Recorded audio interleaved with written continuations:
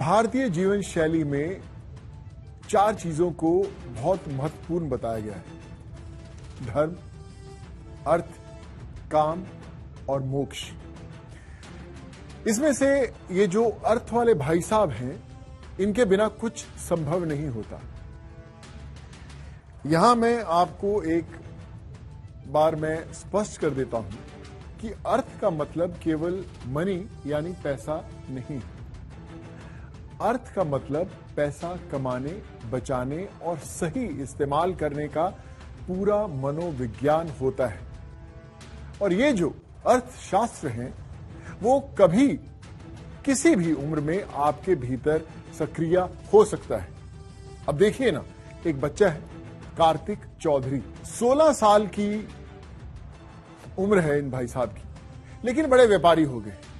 आइए देखते हैं और सीखते हैं चौधरी साहब से। दीवार फिल्म में बेईमान अमिताभ बच्चन ईमानदार शशि कपूर से कहते हैं कि आज मेरे पास बैंक बैलेंस है, गाड़ी है, बंगला है, तुम्हारे पास क्या है? तब शशि कपूर जवाब देते हैं कि मेरे पास माँ है। तो जब जब बेईमानी और ईमानदारी की बात आती है, तब तब माँ वर्सेस इन सभी चीजों का कंपैरिजन किया जाता है। 60 का एक वो दौर था जब इन सभी चीजों को पाने के लिए आपको कहीं ना कहीं बेईमान होना पड़ता था, और एक आज का दौर है जहां पर युवा पीढ़ी ईमानदार है, उनके पास अपनी खुद की गाड़ी है, बंगला है, बैंक बैलेंस है, खुद का बिजनेस सेटअप है, पर इस सब के साथ उनके पास माँ और अपना परिवार भी है। क्यों? क्योंकि ये बदलते इंडिया की नई तस्वीर है, और आज हम आपको इसी बदलते इंडिया के नई तस्वीर के युवा चेहरे से मिलवाने वाले हैं। आइए जानते हैं क्या है इस युवा चेहरे के पीछे की कहानी।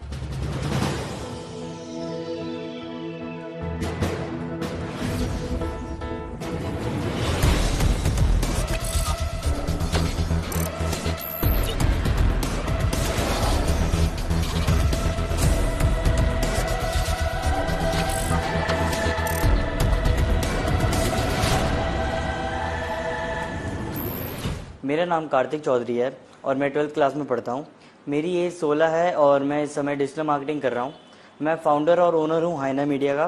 तो हाइना मीडिया एक डिजिटल मार्केटिंग एजेंसी है जिसमें हम सारी की सारी डिजिटल मार्केटिंग सर्विसेज प्रोवाइड करते हैं, जैसे कि वेबसाइट डेवलपमेंट और search engine optimisation, Google presence increase करना, press release and website creation, ads वगैरह। तो ये सब कुछ हम प्रोवाइड करते हैं।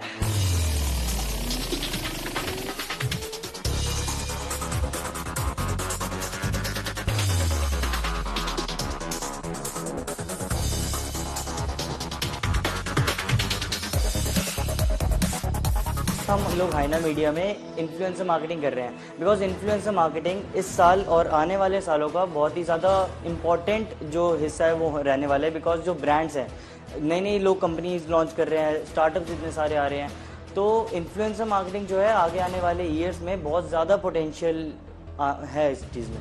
तो इसलिए हम अभी इन्फ्लुएंसर मार्केटिंग में सबसे ज़्यादा फोकस कर रहे हैं।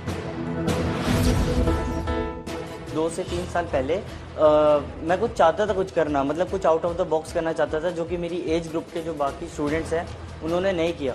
तो मैं कुछ ऐसा करना चाहता था, तो इमीडिएटली मैंने क्या किया, मैं लैपटॉप में सर्व कर रहा था, आई वॉज रिसर्चिंग, तो मेरे सामने डिजिटल मार्केटिंग का कुछ कंटेंट आया।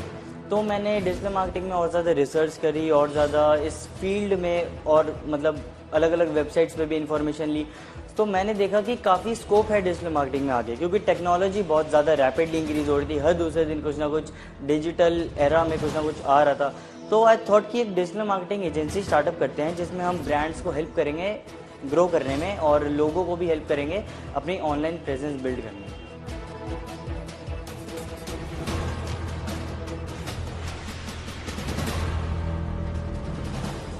जब इसने मुझे इस बारे में बताया तो उस वक्त ये 8th स्टैंडर्ड में था, यानी अब से ये लगभग 4 साल पहले की बात है, 3-4 साल पहले की।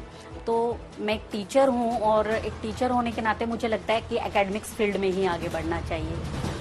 तो मैं बिल्कुल भी इसके फेवर में नहीं थी, लेकिन इसके पापा और इसके दादाजी वो हमेशा बिजनेस माइंडेड रहे हैं, तो उन्हें ये लगता है कि हाँ बिजनेस ही करे बच्चा, जॉब में ना जाए। और इसका खुद का भी यही मानना था कि मम्मी मुझे 9 to 5 वाली जॉब नहीं करनी है। ये हमेशा से ही मतलब इतनी छोटी उम्र से ही बिजनेस माइंडेड। तो मैंने सोचा कि हाँ बच्चा है, कोई बात नहीं, बड़ा होते होते माइंड बदल जाएगा।